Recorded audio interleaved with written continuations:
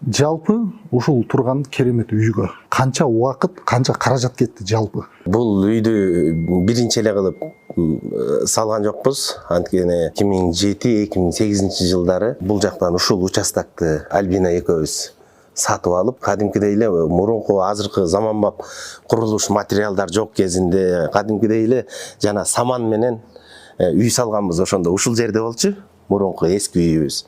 Стенасын тургузуп, айылдан ата-энелерибиз келип, бир туугандарыбыз келип, алар жардамдашып, анан алардын өзүндөрүнүн дагы иштери бар да.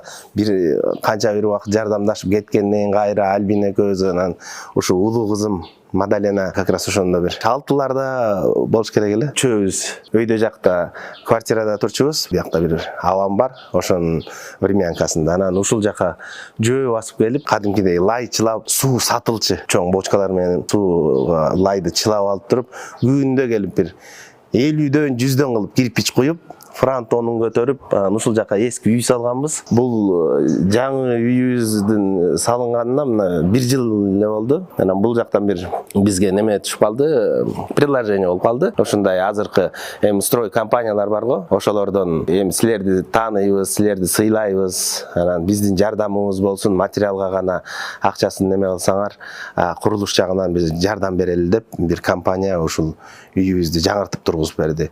Болбосо тигил жактагы эски үйүбүз баягы ортодон бир жер титирөө болду эле го. Ошол убакта бир күйлүп эле түшүп калмак экен.